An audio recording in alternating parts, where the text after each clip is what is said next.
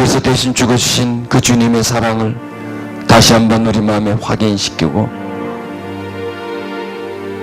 우리가 주님의 사람인 것을, 예수는 나의 주님인 것을 다시 한번 확인시키고, 세상의 뜻대로 살아가는 우리가 아니라 주의 뜻대로 살아가는 우리라는 것을 재확인시키기 위해서 모였습니다. 세상에 속한 사람이 아니라 하나님께 속한 사람이며, 이 땅에서 지금 살아가지만 영원한 하늘나라에 가서 살아갈 존재이기에 주님 앞에 왔습니다. 새 생명 얻었기에, 주님의 은총으로 구원받았기에, 그렇게 해주신 주님이 감사해서 주님 찬양하기 위해서 왔습니다. 주님의 말씀 우리 마음에 듣고 새기고 채우기 위해서 왔습니다.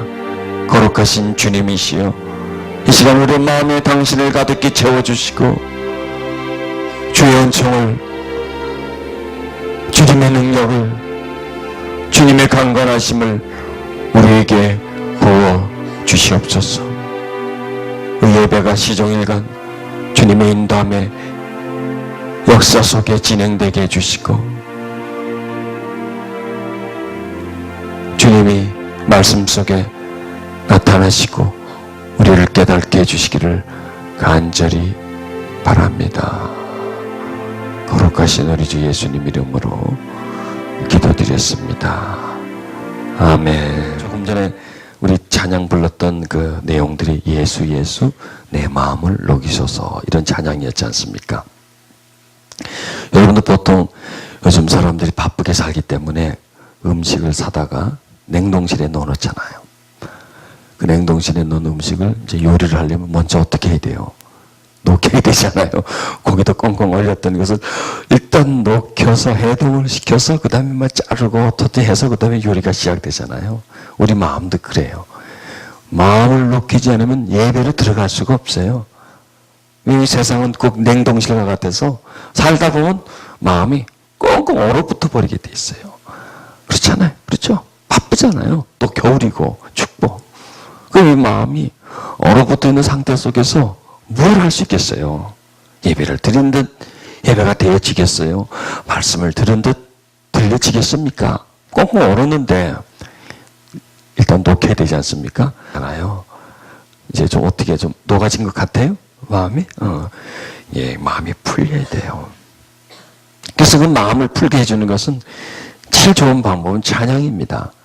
그리고 그 찬양도 마음을 다해서 찬양을 들을 때 그 우리 마음에 얼어붙은 것, 그런 부분들이 녹아지게 되죠. 자, 제가 여러분에게 좀 부탁할 게 좀 하나 있습니다. 굉장히 참 어려운 부탁인데 해도 될지 모르겠습니다. 부탁은 뭐냐면 설교할 때 계속 저를 봐주시면서 좀 웃어달라는 겁니다.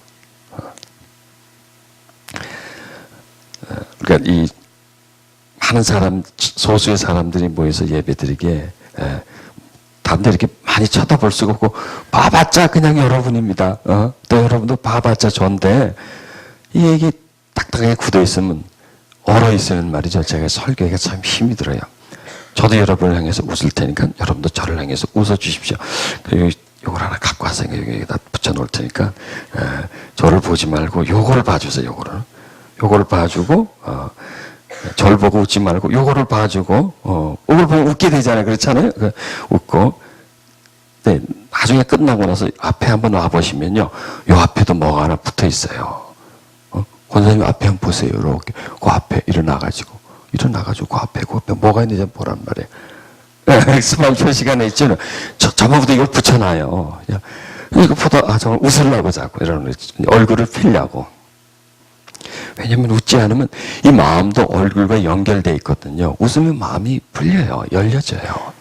세상을 살다 보면 웃을 일이 없지 않아요. 마음이 굳어지고 얼굴도 굳어지고, 그래서 자꾸 이렇게 피워줘야 됩니다. 그리고 우리들의 얼굴 구조는 일부러 피지 않으면 굳어지게 되어 있는 그런 표정을 우리가 가지고 있거든요. 자, 한번 펴보십시오. 자, 좋아요? 자, 우리 골로새서 말씀 보시겠습니다. 지난주의 말씀은 우리가 예수를 누구로 받았다 그랬죠? 주로 받았다. 그분은 우리의 주님이시다. 그렇기 때문에 우리는 그 안에서 행해야 된다. 그분 안에서, 그분 뜻 안에서 우리는 살아가야 한다. 그분의 뜻은 무엇이냐? 미워하지 말고 서로 사랑하고 두려워하지 말고 염려하지 말고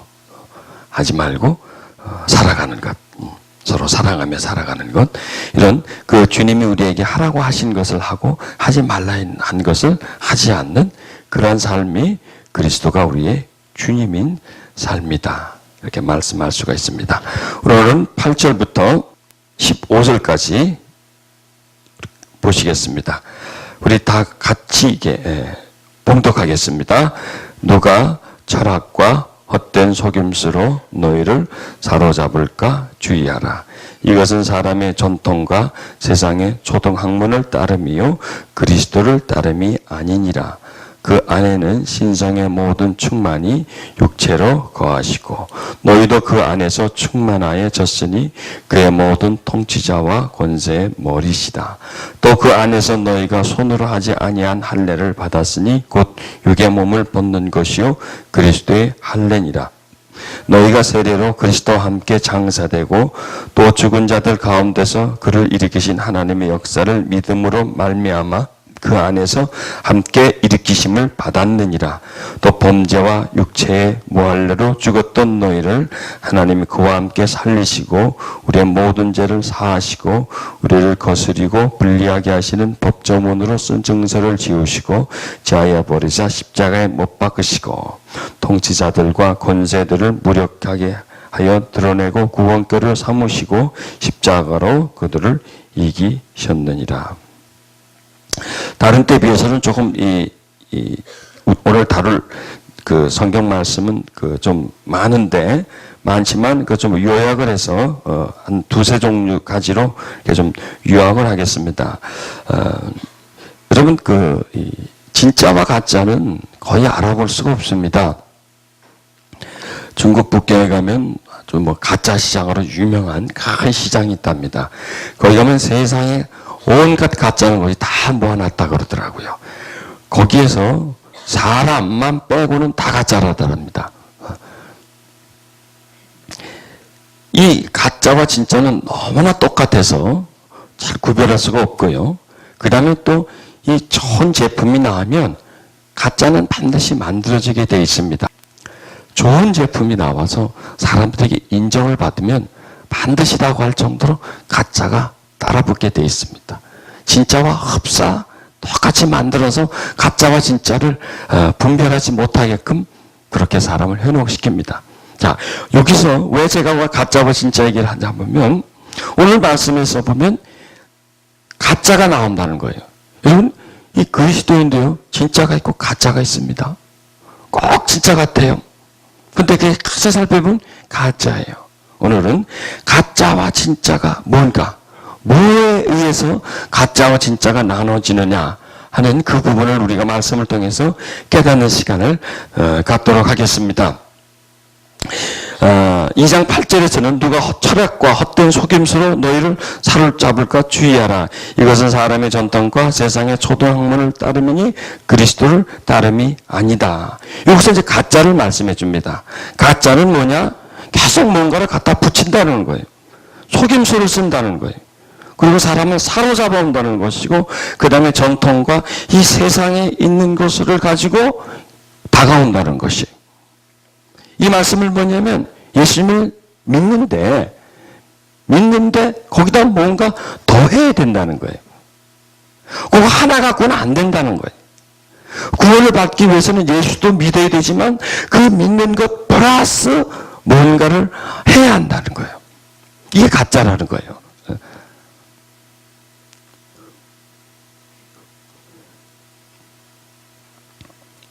자, 이 사도 바울은 교회가 두 군데에서 공격을 받는 것을 발견합니다. 첫째, 외부로부터의 공격. 로마인들로부터, 또 이 정치가들로부터, 그 다음에 또 유대 그 종교로부터 이 공격을 받고, 또 하나의 공격은 내부에서부터 공격을 받는 겁니다. 교인이 된 사람들이 그 안에서 교회를 현혹시키고 교회를 희석화시키는 그러한 일을 하고 있었습니다. 지금 이 사도 바울이 조심하라라고 하는 이 부분은 교회 밖에서 공격이 아니라 이미 교인이 된 유대인들이나 아니면 그 이방인들이 교회 안에서 예수를 믿으면서 거기에다가 이전에 자기들이 가지고 있었고 자기들이 가지고 있던 사상, 자기들이 가지고 있는 어떤 그 율법적인 부분을 가미시켜가지고 예수를 믿는데 거기다가 이것까지도 첨부를 시켜야 된다고 자꾸 가미를 시키는 거예요. 이걸 사도 바울은 지금 조심시키라는 겁니다. 자, 이게 바로 교회 안에 들어온 진짜를 가짜처럼 만들어놓은 전통으로 사람을 이끌고 가려고 하는 그런 혼란함이 들어온다는 거예요. 사도 바울은 그걸 감옥에서 깨닫고 절대 그래서는 안 된다는 거예요. 본질로 돌아가라 이거죠. 그리스도 외에 그 어떤 것을 우리의 신앙 속에 집어넣어서 안 된다는 거예요. 그리스도 외에 그 어떤 것도 필요가 없다는 거예요. 십자가 외에 더할 것도 없고 뺄 것도 없다는 거예요. 오직 그냥 그리스도 그분 한 분만 있으면 모든 것이 다 된다는 거예요. 더 이상 아무것도 필요 없다는 거예요. 그래서 자꾸 뭘 더 해야 된다. 뭘 더 다른 사상을 집어넣어서 그 원래 본질의 사상을 희석시키는 그런 일들을 그때도 했지만 지금도 그렇다는 얘기예요. 이단들이 교회에 들어옵니다. 그래서 교회를 흔들어 놓습니다. 근데 사람들이 너무나 쉽게 거기에 빠져요. 별것도 아닌 것 같은데 그걸 빠져요. 그 왜 그들이 이렇게 빠지냐면 그들에게 그리스도의 간이 똑바로 서 있지 않기 때문이라는 거예요. 오늘 우리 그 부분을 좀 타치하면서 우리는 오늘 좀 분명하게 뚜렷한 그 그리스도의 간을 우리가 세우도록 해야 됩니다.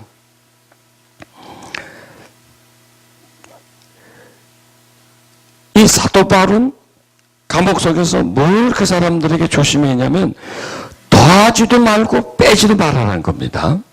자, 외부에서 들어온 유대인들 또 이방인들은 이미 그 기독교인이 되기 전에 자기들 종교를 가지고 있었고요. 자기들 풍습을 가지고 있었습니다. 그래서 교회에 들어와서 신앙생활을 하면서 처음에는 아무 말 안 했겠죠. 처음에는 가자는 대로 같이 가다가 나중에 이제 점점 친근해지면서 또 지위가 올라가면서 또 세력이 많아지면서 어떤 파워를 가지게 됩니다. 그런 다음에 제시를 해주는 겁니다. 유대인들 같은 경우는 좋다 예수를 믿는다. 믿는데 율법은 지켜야 된다는 거예요. 또 예수를 믿는다. 그러면 할례를 받아야 된다. 이렇게 나오는 거예요. 또 헬라인들은 또 예수를 믿는다. 그러나 여기에 철학적인 걸 좀 가미시켜야 된다는 거죠. 그게 좀 더 멋있게 되지 않느냐. 또 모형을 내지 않느냐. 더 좀 남들이 볼 때 더 풍성하게 보이지 않느냐. 그리고 그렇게 해야 여기저기 많은 사람들을 끌어들일 수 있지 않느냐. 이렇게 하자. 이런 걸 자꾸 제시를 하는 거예요. 교회에 들어와서. 그래서 사도 바울은 그걸 볼 때에 그건 절대로 안 된다는 것이에요. 왜? 하나를 허락하면 둘, 셋, 넷 다 허락하게 되는 것이고 하나를 빼다 보면 나중에 전체가 다 빠져버린다는 것입니다. 여러분 낙타코 이야기라는 그 이야기가 있습니다.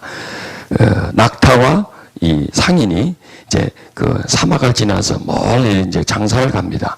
그 낙타탱에다가 많은 짐을 이제 채워서 가면서 밤이 되면은 이제 사막이나 벌판에서 이제 이렇게 작은 한 사람 겨우 들어가는 그 1인용 텐트를 쳐놓고 자기는 그 속에 자고 낙타는 밖에서 노숙을 시킵니다. 근데 그날 밤이 엄청나게 추웠어요. 낙타가 그닥 자려고도 너무 추우니까 주인한테 이렇게 부탁을 합니다. 주인님, 저 코만 좀 천막 속에 넣으면 안 될까요? 부탁입니다. 주인이 가만히 보니까 코만 넣는다고 하는데 뭐 코 봐야 뭐 낙타고 아무리 커도 주먹만 더 하겠습니까? 아휴, 그래 근데 맨날 짐을 질고 다니는데 추워서 코만 놓고 자자 했는데 내가 어떻게 안 된다 그러냐. 그래, 코만 넣어라 하더니 낙타가 처음에 코만 텐트 속으로 집어넣습니다. 조금 있으니까 주인님, 코를 집어넣는데 좀 이렇게 얼굴만 조금 더 집어넣으면 안 되겠냐고. 그랬더니 아유, 코를 이렇게 해줬는데 아직끔 얼굴쯤에 내가 조금 비잡더라도 조금 하지. 그래서 얼굴이 이제 낙타가 얼굴을 집어넣어서 낙타 얼굴 좀 크잖아요. 코는 요만하지만 또 얼굴을 집어넣습니다. 좀 더 자다가 주인님, 이 좀 가슴까지만 좀 넣으면 안 될까요? 그러니까 코도 들어오게 했고 얼굴도 들어오게 했는데 그냥 좀 가슴까지는 좀 불편하도 하고 참지. 그러니까 좀 있으니까 주인님 요 배꼽까지만 들어오면 안 될까요? 그래 하다 보니까 아침이 됐더니 주인은 나가자고 낙타는 텐트 속에 자더라는 얘기입니다. 이게 뭐냐면 조그만 것을 허락하면 그게 조그만 것 같지만 이 꼬리를 물고 따라 들어온다는 거예요. 그러니까 사도 바울은 이걸 본 거예요. 율법 이거 하나만 지키자. 율법 하나만. 딴 거는 딴 몰라도 율법 하나만 좀 지키자. 그러면 그 하나를 지키고 되면 나중에 2개가 되고 3개가 되고 4개가 되고 5개가 된 다음에 나중에 기독교가 율법이 되어버리는 거예요. 율법. 할례 이거 하나만 받자. 하지만 나중에는 기독교의 구원이 꼭 할례가 돼. 할례를 받아야 뭔가를 할 수 있는 그렇게 되어지는 것. 헬라인들이 말하는 어떤 철학적인 것, 세상적인 것, 여기다 이거 하나만 좀 집어넣으면 더 좋지 않겠다. 딱 이거만 하나만 넣자 하다 보면 나머지 게 다 들어온다는 거예요. 그 다음에 이거 하나만 빼자. 이걸 좀 빼자 하고 하나를 빼면 나머지 게 다 빠져나간다는 거예요. 그래서 사도 바울은 교회를 지켜야 된다는 것이에요. 교회를. 왜? 교회를 지키지 않으면 누가 지켜지지 않습니까? 그리스도가 지켜지지 않는 거예요. 교회에 다른 거를 허락해버리면 그리스도가 쫓겨나버린다는 거예요. 다른 것이 그 교회 속에 가득 차게 된다는 거예요. 그래서 사도 바울은 지금 이 말씀을 하는 거예요. 철학과 헛된 속임수로 너희를 사로잡을 것 주의하라. 이것은 사람의 전통과 세상의 초등학문을 따름이지 그리스도를 따름이 아니다. 너희가 철학이 들어와서 철학이 그 속에 들어오면 결국 너희는 철학을 따라가게 될 거고, 율법이 들어와서 율법이 허락하면 너희들은 나중에 율법을 따라가겠다.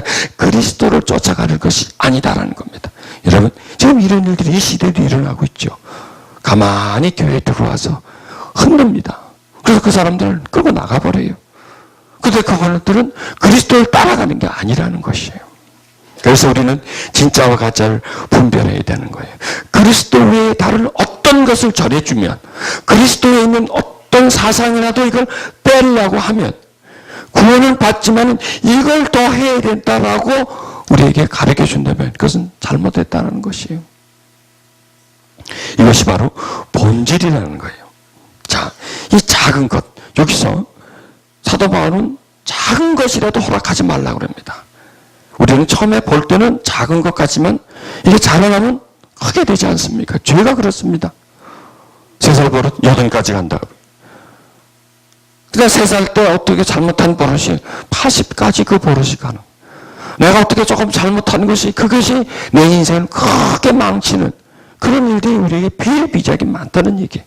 그렇기 때문에 작은 것이라고 우습게 보지 말고 그 작은 것으로 인해서 앞으로 다가올 것까지도 한번 생각해 본다면 우리는 작은 것을 결코 우습게 보지 않고 그 순간에 있는 것이 그 순간에 끝나지 않게 되는 것을 우리는 알게 됩니다. 자, 사도 바울은 그 당시 그 유대인들이 교회에 많이 들어왔어요.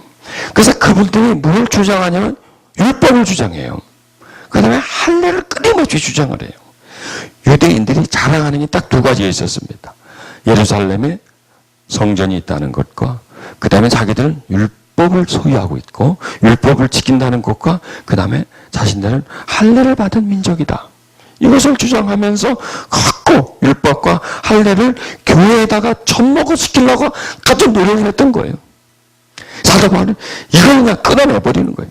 자, 그런데 끊어내는데 어거지로 막 끊어내는 게 아니라 할례와 그 율법을 십자가로 대체를 시켜버리는 거예요. 유대인 너희들이 말하는 할례는 우리가 그리스도를 믿을 때 세례받은 것으로 끝날까? 세례를 받는 것이 곧 할례를 받는 것과 동일하다는 것. 그 다음에 율법, 그 율법을 지키면 십자가에서 다 맞추셨다는 거예요. 그렇기 때문에 그 할례와 세례를 연결시키고 율법과 십자가를 연결시켜서 더 이상 그들이 요구하는 그런 내용들을 아주 잠식시켜버리는 그런 일을 하는 것이. 우리가 이게 사도 바울의 아주 독특하고 참 그 뛰어난 점은 뭐냐면 전혀 우리가 생각하지 않는 용어를 사용해서 우리에게 접근해 오는 것과 그 다음에 사건을 연결을 시키는 겁니다. 할례라고 하는 사건을 세례라는 것과 연결을 시키고 율법을 지킴의 그 의무 조항을 십자가로 연결시켜서 그걸 해결을 해버리는 거야. 더 이상 필요 없다는 거예요. 세례를 받은 것은 곧 할례요. 너희가 십자가에 못 박혀주신 예수 그리스도를 믿는 것이 곧 율법을 지킴이나 다름이 없다. 더 이상 뭘 하지 말라 이 말씀 안 해요. 왜? 그리스도 한 분만으로 충분하기 때문이라는 겁니다. 여러분 그렇습니다. 그리스도의 십자가 그 한 분으로 충분하다 못해 충분하고 거슬려 줄 정도입니다. 그 외에 그 어떤 지식과 상식과 어떤 무엇이라도 소용이 없다는 거예요. 예수 그리스도 그분이 본질이라는 거예요. 우리 구원의 전부라는 거예요. 그 사도 바울이 지금 얘기해 주고 있는 겁니다. 그 11절에 보니까 너희가 손으로 하지 아니한 할례를 받았으니 곧 육의 몸을 벗는 것이요 그리스도의 할례니라 이렇게 말씀하고 있습니다. 세례로 그리스도와 함께 장사되고 또 죽은 자들 가운데서 그를 일으키신 하나님의 역사를 믿음으로 말미암아 그 안에서 함께 일으심을 받으니라. 12절에 세례를 어떻게 말씀하시냐면 그리스도와 함께 장사되고 그리고 죽은 자에게서 가든 것을 일으키신 하나님의 역사를 말미암아 그 안에서 함께 일으키심을 받았다 이렇게 설명합니다. 자, 우리 세례를 받았죠. 장로교인들은 물로 뿌려주는 세례를 받았을 것이고 침례교인들은 물에 푹 잠기고 일어나는 그런 세례를 받았을 것입니다. 그 여기서 세례를 두 가지로 구분합니다. 하나는 죽음, 또 하나는 다시 살아나심. 원래 요단강가에서 세례는 지금 세례기보다는 침례입니다. 베프티즘, 침례인데 그걸 그냥 강물에 쑥 집어넣었다가 다시 빼는 겁니다. 인간이 물에 빠진다는 것은 죽음을 의미하지 않습니까? 그리고 다시 물에서 나오면 다시 살아남을 의미합니다. 그래서 이 세례는 우리를 육에 대해서 죽고 영에 대해서 다시 살아나고 세례는 세상에 대해서 죽고 하나님에 대해서는 다시 살아난다는 그런 의미가 그 속에 있고요. 그 의미를 가르쳐 주면서 그 세례는 곧 할례를 받는 것이나 마찬가지다. 자, 할례는 유대인이 되기 위해서는 반드시 할례를 받아야 된다. 물론 여기서 남자에게 국한된 것입니다만 남자는 반드시 할례를 받아야 유대인으로서 인정을 받게 됩니다. 우리 그리스도인들은 세례를 받음으로 인해서 그리스도인이라는 것이 인정되지 않습니까? 그걸 말씀해 주는 것이죠. 이건 하나의 인정일 뿐이지 이것은 그렇게 큰 의미가 없다는 거예요. 그 때문에 이 할례나 세례나 이런 동일하다. 할례를 통해서 유대인이 되는 것과 세례를 통해서 그리스도인 하나님의 사람이 되는 것은 그것과 동질하기 때문에 더 이상 그것이 필요 없다는 것입니다. 자, 우리는 왜 이 내용을 자꾸 익혀야 되냐면은 그리스도 외에는 다른 것이 필요 없다는 것. 무엇을 해야, 할례는 행위지 않습니까? 뭘 하는 거잖아요. 율법도 뭔가를 하는 거잖아요. 무언가를 해야 구원받는다. 무언가를 해야 구원받는다. 이것이 아니라는 거예요. 자, 그걸 이제 오늘 본문에 우리 좀 뚜렷하게 좀 해버리십시다. 이제 14절 이제 내려가시면 어떤 내용이다 하면 우리를 거스리고 불리하게 하시는 법정으로 쓴 증서를 지우시고 지하여 버리사 십자가에 못 박으시고 이렇게 나와 있습니다. 예수님은 십자가에 못 박히신 분입니다. 그렇죠? 못 박히셨죠? 그런데 여기는 못 박으시고라는 단어가 나옵니다. 그러니까 예수님은 못 박히신 분이시고 또한 못 박으신 분입니다. 자기로서는 못이 박히신 분이고 또 예수님으로서는 율법, 행위로서 구원받는 것을 못을 박아버리는 거예요. 그러니까 예수님은 자신이 못을 박히면서 또 다른 것을 못을 박아버렸다는 거예요. 자, 못이 박혔다라면 죽음이고 못이 박히면 패배입니다. 그런데 우리는 14절과 15절, 이제 오늘 설교 이제 중심입니다. 여기서 14절에는 못 박으시고가 나오고요. 15절에는 십자가로 승리하셨다 이렇게 말씀하시죠. 그러니까 십자가는 못이 예수님이 박힌 거지만 못을 박은 것이고 예수님으로서는 죽었고 패배이지만은 그 십자가는 이기신 것이라는 거예요. 그러니까 사도 바울은 지금 이런 설명을 하면서 우리에게 십자가의 의미를 새롭게 우리에게 전달해 주고 있습니다. 예수님이 못을 박히셨습니다. 그러나 예수님이 못을 박았다는 거예요. 뭘 못을 박았냐? 율법을 박았다는 거예요. 율법은 뭐냐? 행위입니다. 왜 유대인들이 그토록 율법을 지키려고 했고 율법을 고수했느냐? 의로워지기 위해서요. 죄를 짓지 않기 위해서입니다. 한마디로 말하면 율법은 죄를 짓지 않기 위해서 그들은 주하고 율법을 지키는 거예요. 죄를 짓지 않기 위해서. 왜 그랬을까요? 첫째, 죄를 짓지 않게 해서였고, 그 다음에 그렇게 해야 구원을 받기 때문이에요. 그러니까 유대인들은 죄를 짓지 않아야 구원을 받는다는 거예요. 그럼 죄를 짓지 않으면 어떻게 되느냐? 한마디로 말해서 의로워져야 되겠죠? 의로워지려면 뭔가를 해야 된다는 거예요. 그래서 율법이라는 것을 만들어 놓고 죽어라 하고, 말 그대로요. 죽어라 하고 하여간 율법 지키는 데서 인생을 다 투자한 거예요. 자, 이걸 예수님이 못을 박아버린 거예요. 그러면 인간이 율법을 정해놓고 죽어라 하고 율법을 지킨다고 해서 의로워지느냐 이게 문제예요. 그렇게 해서 의로워진다면 되는데 그게 결코 의가 아니라는 거예요. 의롭게 보여지는 거예요. 의롭게 보여지는 거. 사람 눈에 의롭게 보여지는 거고 자기 생각에 나는 의롭다. 이렇게 내가 했으니까 이런 노력을 내가 했으니까 정말 나는 의롭다. 이렇게 인정하는 것이지 결코 그것은 의로워진 게 아니라는 거예요. 보여지고 내가 인정하는 것이지. 왜? 의롭다 의롭지 않다라는 판단은 누가 하는 겁니까?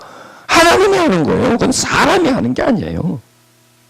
사람의 판단은 항상 부정확해요. 사람의 판단은 부분적이에요. 자, 사람 앞에서 얼마든지 의로울 수가 있죠. 얼마든지 폼을 잡을 수가 있죠.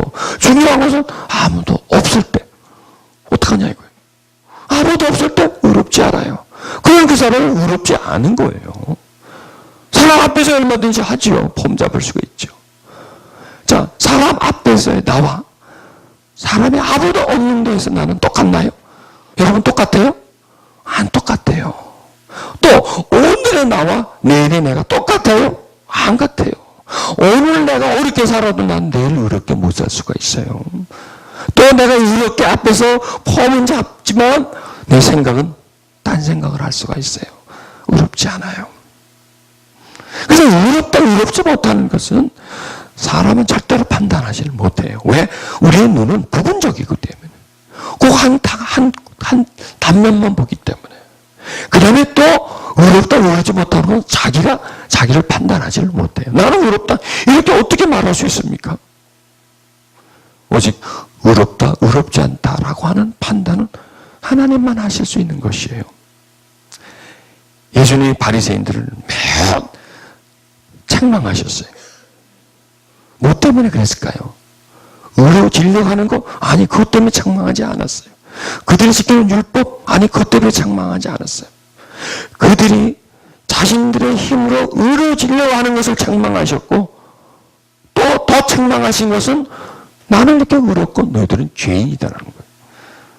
스스로 자기들을 의롭다라고 인정하신 것을 책망한 거야. 왜? 그것은 하나님만 판단할 수 있는 건데 감히 인간이 스스로를 의롭다 만드는 것이고 그 다음에 또 하나님의 책망은 뭐냐? 그렇지 못한 사람 보고 죄인이라고 화를 내고 무시해가지고 하나님은 화가 나신 거. 왜? 죄인이라고 인정하는 것도 역시 하나님의 주권인데 하나님만이 너는 의인이다. 하나님만이 너는 죄인이다. 이렇게 판단할 수 있는 권리를 가지고 있는데 인간이 스스로가 나는 죄인이고 그것도 죄인데 나는 의인이다라는 것도 죄인데 스스로 그렇지 못한 사람에서도 죄인이다라고 정죄하고 비난하는 것, 그것이 죄였다는 거예요. 그러니까 바리새인들은 우리가 볼 때 죄 지은 게 아니에요. 세리들은 정말 죄를 많이 지었어요. 도둑들도 해먹고 현재 가늠하니 죄 많이 졌어요. 우리의 눈으로 볼 때. 그런데 하나님은 그런 죄인보다 바리새인들을 더 죄인이라는 거. 왜? 스스로 의롭다고 하는 것과 자기 스스로 다른 사람에서 죄인이다라고 판단해버리는 거예요. 근데 내가 죄를 지은 걸 알기 때문에 나는 죄인입니다. 이거보다 더 나쁘다는 거예요. 그럼 우리는 죄를 지었다, 안 지었다, 어떤 행동을 했다, 안 했다, 이걸 가지고 의롭다, 의롭지 못하다라고 판단하는데 하나님의 판단은 절대 그렇지 않다는 거예요. 그럼 인간 생각, 인간의 차원에서의 그 판단이 아니다는 것이에요. 그래서 이 주의 십자가에 못 박히신 것은 우리 죄를 위해서 대신 죽어주시기 위해서 못을 박히셨고, 그 다음에 인간이 의로워지려고 하는 것, 율법을 놓고 그 율법을 지키면서 의로워지려고 하는 그 잘못된 것들을 못을 박아버린 거예요. 깨닫게 해주기 위해서. 인간은 절대 의롭지 못한다는 거예요. 율법을 지키면서 착한 일을 하면서 그럴듯하게 하면서 모범적이고 실수가 없고 남에게 선을 베풀고 질서를 지키면서 살아가는 게 의이다 라고 하는 사람의 판단은 잘못됐다는 것이에요. 또 그 다음에 죄, 잘못하고 허물이 있고 부족한 거, 그것을 죄다. 그것도 역시 잘못됐다는 거예요. 그건 단순히 인간이 하는 거예요. 인간이 하는 거예요. 그럼 뭐가 죄고 뭐가 의냐 이거예요. 뭐가? 어떤 게 죄고 어떤 게 의냐 이거예요. 그럼 뭐가 구원받느냐 이거예요. 율법을 지키면서 의로운 것도 의롭지 못하는 것이고 그렇지 못하는 것도 또 그렇지 못하는 건데 그럼 뭐가 구원을 받는 것이냐. 우리 천천히 이 성경을 놓고 한번 그 문제를 가지고 한번 고민해 보고요. 거기서 우리가 답을 한번 빼내보잔 말이에요. 자, 여기서요. 하나님이 죄다 아니다라고 하는 것은 죄를 짓고 안 짓고가 아니에요. 자, 그러면 하나님이 볼 때 의가 있고요. 인간이 볼 때 의가 있습니다. 인간이 볼 때 의는 잘하는 게 의고요. 하나님이 볼 때 의는요. 하나님, 나는 죄인입니다. 이게 의예요. 나는 내 스스로 의로워질 수 없습니다. 나는 부족한 사람입니다. 오직 내가 내 죄는 십자가의 보혈로 그 공로로서만이 나는 죄에서 벗어날 수 있습니다. 라고 인정하는 게 의라는 거예요. 참 놀랍지 않습니까? 우리의 생각은 180도 다를 거예요. 자, 지지난주였죠? 지지난주 탕자와 아버지에 대해서 설명을 쭉 했습니다. 그 설교에서 의가 나오고 죄가 나오는 거예요. 탕자가 죄인이에요. 아버지 돈을 받아가지고 먼 나라에서 탕진을 했습니다. 분명히 죄인이에요. 그런데 아버지는 그 아들이 돌아와서 참회하고 돌아와서 아버지 내가 정말 잘못했습니다. 그렇게 고백하고 아버지에게 그런 말을 했을 때 그 아버지는 그를 받아준 거예요. 무엇으로 받아줬어요? 의인으로 받아준 거예요. 그 증거는 뭐냐면 그냥 그 아들에게 죄를 묻지 않고 잔치를 벌린 거예요. 송아지를 잡고 잔치를 벌렸어요. 그리고 큰아들이 그걸 보고 막 화를 냈을 때 분명히 우리가 볼 때는 의인은 누가 의였어요? 큰아들이 의인이었어요. 여러분, 제가 퀴즈를 내겠습니다. 그 집에 들어와서 살찐 송아지를 잡아서 잔치를 했습니다. 그래서 큰아들, 작은아들, 하인, 또 아버지인데 그 집에서요. 작은 아들이 돌아온 것에 대해서 가장 누가 피해를 봤을까요? 아버지, 큰아들, 또 다른 모든 사람 중에 누가 제일 피해를 봤을까요? 송아지가 피해를 봤죠. 지가 죽었으니까. 이해하세요? 송아지가 제일 피해를 본 거예요. 자, 이건 지금 우리가 웃자고 하는 얘기고요. 자, 거기서 우리는 큰아들은 의인이고 작은 아들은 죄인이에요. 또 그렇게 인정했어요. 큰아들도 나는 의인이다. 아버지 집에서 아무 잘못한 것도 없고 아버지 재산을 불려주었고 저놈은 재산을 팔아가지고 멀리 가서 다 털어먹고 별짓 다 했다니까. 별짓 다 했다네. 여자한테 다 돈도 쏟아버리고 퍼마시고 다 하고 거지가 돼서 돌아왔는데 왜 아버지는 죄를 그렇게 받아주느냐 이거예요. 내 쫓아야지. 저걸 인간이라고 왜 받아주느냐 하고 막 화를 내고 있어요. 자, 여기서 우리가 생각하는 의인과 죄인이 완전히 180도 달라지는 거예요. 여기서 사람의 차원에서는 당자는 죄인이고요. 큰아들은 의인이에요. 그런데 아버지는 그게 아니에요. 아버지는 돌아온 아들이 의인이에요. 그런데 그 아버지의 차원에서는 그 아들을 받아주지 않고 저걸 죄인인데 왜 받아주냐고 화를 내는 게 그게 죄이지. 이거예요. 아, 죄인과 의인의 판단은 우리와 다르구나. 그럼 우리는 의인이 되어야 돼. 의인이 되어야 돼. 그럼 어떻게 의인이 되느냐 이거예요. 의로운 행동을 많이 해서 착하게 살아서 물론 그렇게도 살아야 돼요. 그러면 그렇게 산다고 해서 우리가 구원받을까요? 아니에요. 그렇게 산다고 해서 구원받는 게 아니에요. 그렇게는 살아야 돼요. 어떻게 하든지 애써서 그냥 살아야 되는데 그렇게 산다고 구원받는 게 아니란 말이에요. 그러면 어떻게 해야 구원받느냐 이거예요. 어떻게 살아야 구원받느냐가 아니라 어떤 마음을 가져야만 구원받느냐예요. 어떤 행위를 행하는 것이 구원받는 게 아니라 내가 하나님 앞에 어떤 자세를 가져야 구원받느냐 이거라는 거예요. 자, 여기서 우리는 십자가를 발견해야 됩니다. 십자가는 우리가 행위로서는 도저히 접근할 수 없는 부분입니다. 우리의 자세로서는 접근할 수 있습니다. 그럼 우리가 어떻게 구원을 받느냐 이거예요. 착하게 살고 참 의롭게 살려고는 한편으로는 노력해야 됩니다. 그러나 이것이 구원을 받는 조건은 절대 아니라는 거예요. 그것 말고 그것과 다른 차원에서 우리가 항상 가난한 마음으로 주님 섬기는 마음으로 주님을 의지하는 마음으로 세리와 같은 마음으로 나는 아무것도 한 것이 없다는 거예요. 내 스스로는 절대로 구원받을 수 없다는 거예요.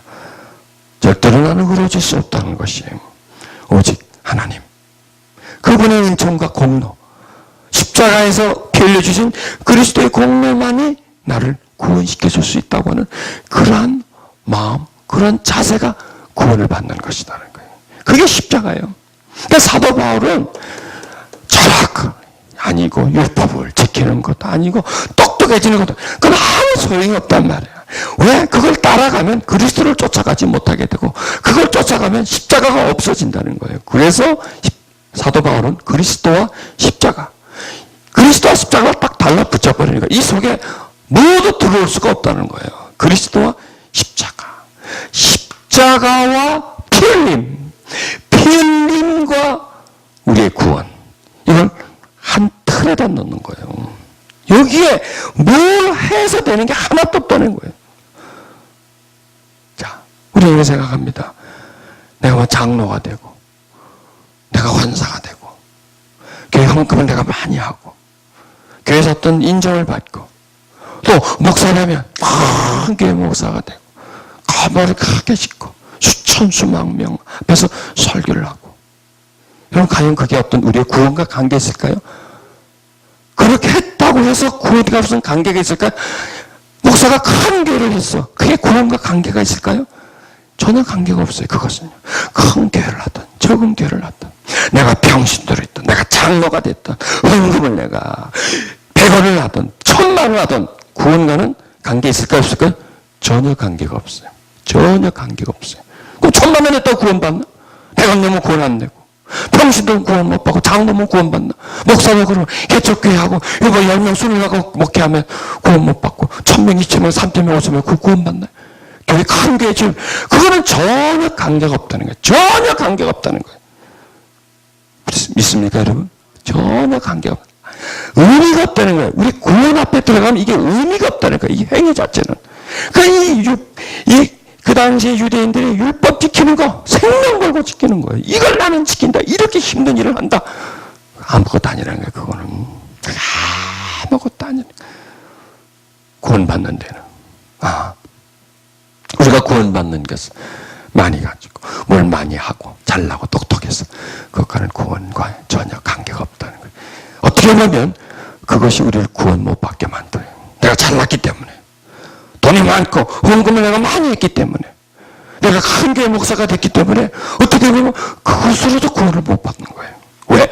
그게 내 의의가 되는 거예요. 그게 내가 이만큼 했다는 거예요. 내가 여러분, 이 바리새인이 되는 게 순식간에 돼버리는 거예요. 뭔가를 많이 하고 뭔가를 잘하면 그게 바리새인이 돼버려요. 그러니까 바리새인이 다른 바리새인이 아니에요. 교회 내에도 얼마든지 바리새인이 되고 목사도 바리새인이 될 수가 있어요. 왜? 내가 이만큼 컸다 이거예요. 내가 이만큼 위대하다는 거예요. 이만큼 큰 일을 했다 이거예요. 내가 교회에서 이만큼 내가 내 권력이 있다는 거예요. 내 말 한마디면 많은 사람들이 움직인다. 교회를 내가 자주 이런 게 구원을 못 받게 돼요. 그런 영향력이 큰아들이 돼가는 거예요. 여러분, 우리는요, 큰아들이 절대로 돼서는 안 돼요. 절대로 큰아들이 돼서는 안 돼요. 아무리 똑똑해서 아무리 잘나도 큰아들이 되면 그게 십자가로부터 멀어져 가는 거예요. 이게 무서운 거예요. 그게 그리스도를 쫓아가는 게 아니라 그리스도 아닌 것을 쫓아가는 거예요. 십자가가 없어지는 거예요. 그래서 처음에는 십자가로 시작했다가 나중에는 율법이 남아버려요. 그런 게 너무나 많아요. 어떤 사람이 구원받은 자, 우리는 여기서 결론을 내야 됩니다. 십자가 앞에 있는 사람이에요. 십자가의 공로를 의지하는 사람이에요. 나는 절대로 의로워질 수 없다는 거예요. 내가 잘하고 못하고 이것은 결코 구원과는 관계가 없다는 거예요. 내가 구원받는 것은 나를 위해서 못 박혀 죽여주신 예수 그리스도, 그분의 100%의 공로, 그분이 99%의 나의 의가 1%도 아니고, 그분이 99.9%의 나의 의가 0.1%도 아니고, 나는 의라고는, 나의 의로서는 절대로 구원받지 못하고 100% 십자가, 그 공로만이 구원받는다. 나는 이게 구원받는다고 생각해요. 지금 당장 아버지 앞에 참여하면서 아버지의 소중함을 느끼고 정말 내가 잘못했다는 것을 깨닫고 참여하는 마음으로 아버지 앞에 있고, 큰아들은 자기 한 공로에 대해서 인정해 주지 않는 것에 대해서 화를 내고 있고, 거기서 하나님 보시기에 누가 의인입니까? 둘째 아들 탕자가 의인이에요. 죄인은 누굴까요? 첫째 아들이에요. 나는 의롭다는 거예요. 나는 이만큼 했다는 거예요. 이렇기 때문에 나는 인정받아야 된다는 거예요. 이렇게 했기 때문에 나는 구원받는다 이거예요. 이것 때문에. 그럼 뭐가 없어질까요? 십자가가 없어지는 거예요. 여러분, 99.9%의 십자가에 0.1%의 나의 의가 나오면 아무것도 아닌 것 같아. 0.1% 정도에 얼마나 되겠습니까? 근데 그 0.1%가요 0.2%가 돼요. 0.3%하고 4%하고 이게 나죠. 5%, 10%에서 점점 불어나고, 그 대신 십자가의 공로는 점점 줄어지게 돼 있고 나중에는 없어져 버려요. 십자가가 그 사람에게 없어져 버려요. 우리는 어떻게 될까요? 항상 초심으로 돌아가는 거예요. 그렇죠? 초심으로. 그 처음에 그 십자가의 공로를 발견하고 그 피 흘리신 그 은총을, 그 감격, 그걸 받았을 때 정말 기뻤던 마음, 정말 나는 아무것도 아니고 저분만이 나의 전부다라고는 그런 마음, 초심, 그 마음을 그대로 유지하고 있는 거예요. 그대로 유지하고 있는 거예요. 그리고 세월이 흘러가고 내가 뭔가 잘 됐고 뭔가 할 수 있고 뭔가 했지만 그건 아무것도 아니라는 거예요. 그건 결코 내 구원에, 그 은혜에 감사해서 나온 것이지 이것 자체가 나의 구원을 도와주는 게 아니다라는 거예요. 100%로 시작했으면 100%로 남아있어야 돼. 그렇죠? 100%로 시작했는데 90%가 되고 80% 되고 70% 되니까 이것을 주의하라는 거예요. 이것을 주의하라는 거예요. 그래서 십자가가 승리라는 거예요. 그래서 십자가에 예수님은 못은 바뀌셨지만 사람이 의로워질 수 있는, 의로워지려고 하는 그 율법, 그것을 못을 박아버리는 거예요. 그것은 뭐냐면 인간은 결코 행위로서는 의로울 수 없다는 거예요. 의롭게 보이고 스스로가 의롭다고 착각, 착시현상이에요. 착시현상. 의롭다고 자기가 느끼는 거. 아, 나는 이 정도. 야, 나 참 많이 의롭다. 저 사람 위해서 나는 참 의롭다. 이렇게 느낄 뿐이지 완전한 의의 하나님 앞에 비춰놓으면 이거는 그게 그거라는 얘기예요. 죄인이나 의인이나 하나님의 그 온전한 의로 볼 때는 똑같다는 거예요. 여러분, 어떻게 구원받습니까? 행위입니까? 아닙니다. 물론 우리는 행위는 좋아져야 합니다. 이전보다 더 우리는 나아져야 합니다. 그러나 아무리 우리 행위가 올바르다고 해서 구원받지 못합니다. 우리의 구원은 오직 십자가의 공로입니다. 작은 아들이 탕자가 아버지에게 와 있는 그 상태, 아버지가 전부입니다. 아버지 집에 와 있는 내가 정말 감사합니다. 이런 그 집에 있는 그 상태에 대해서 감사하고 있는 그 마음, 그 상태, 그걸 항상 우리는 보존해야 됩니다. 이게 바로 구원입니다. 그게 바로 십자가입니다. 그 시간을 기도하는 시간을 갖겠습니다. 특별히 우리 기도할 때에 하나님, 나의 의가 하나도 없고 오직 하나님의 의만 우리의 구원에 존재합니다. 그런 고백을 하십시다. 내가 뭘 해서 구원을 받는 것이 아니라 예수 날 위해 피 흘리신 그 십자가, 그 피공로, 그 공로를 의지할 때 나는 구원을 받습니다. 하나님, 이 시간 이 말씀을 통해서 우리의 모습을 보여주십니다. 우리 자신도 모르게 신앙생활을 오래 하다 보면, 또 목회를 오래 하다 보면 높아지고 또 많이 가지다 보면, 그리고 파워가 강해지다 보면 자신이 뭔가 된 것 같은 우쭐함을 느낄 때가 있습니다. 그리고 자기 행위에 빠질 수가 있습니다. 하나님이 바리새인들을 미워하신 것은 그들의 스스로 의롭다고 하는 것과 그들이 스스로가 의롭다고 하기에 또 그들이 의로서 하나님께 갈 수 있다고 했기에 그들은 예수님을 거부했고 십자가에 못 박아버렸습니다. 이 시간 하나님 고백합니다. 우리에게는 의의가 없습니다. 의로우신 분은 오직 하나님이십니다. 우리가 의로워지는 것은 의로우신 하나님이 나의 죄를 위해서 십자가 못 박혀 돌아가신 그 예수님을 의지할 때 자력으로서는 의인이 될 수가 없고 내 자력으로서는 절대로 구원받을 수 없다라는 고백 속에 십자가의 공로는 우리에게 이루어짐을 믿습니다. 주여, 우리에게 잊어버린 첫사랑이 있습니다. 잊어버린 구원의 간격이 있습니다. 우리가 그때는 아무것도 필요 없었고 오직 나를 구속하신 예수, 그 십자가, 그거 하나만이 우리의 전부였는데 세월이 흘러가며 점점 약해지고 적어지고 빠져나갑니다. 어느덧 나의 공로가 10%가 되고 20%가 되고 30%가 되면서 십자가는 점점 나에게서 희미해지고 점점 나에게서 쓰러집니다. 주여, 내가 가지고 있는 지분을 포기하게 해주시옵소서. 완전히 다 내려놓게 해주시옵소서. 내가 무엇이 간데 구원받을 수 있겠습니까? 내가 어떠한 자이기에 내 스스로가 조금이라도 의롭다라고 말할 수 있겠습니까? 사람 앞에서는 의롭게 보일지 몰라도 돌아서면 나는 여전히 죄인입니다. 의로운 흉내는 낼 수 있을지 몰라도 내 생각과 마음에는 전혀 다른 생각과 마음이 자리 잡고 있습니다. 다른 사람이 나에게 칭찬을 해줄지는 몰라도 그것은 단순히 보여지는 내 모습이고 보이지 않는 내 모습은 여전히 추합니다.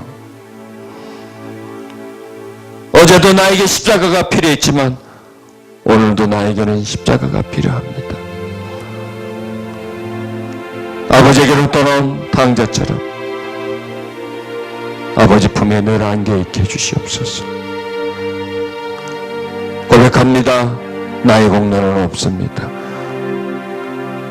나는 절대 의롭질 못하고 나는 죄인입니다. 허물 많은 죄인입니다. 그래서 나에게는 십자가가 절대적으로 필요합니다. 나를 위해 피 흘리신 예수, 주님이 나에게 절대적으로 필요합니다. 왜냐하면 내 스스로서는 억만분의 1도 구원을 받지 못하기 때문에 나에게는 예수님, 당신이 필요합니다. 그 피가 나에게는 필요합니다. 이 시간 우리 마음에 당신을 주시옵소서. 주님을 사모하는 마음을 주시옵소서.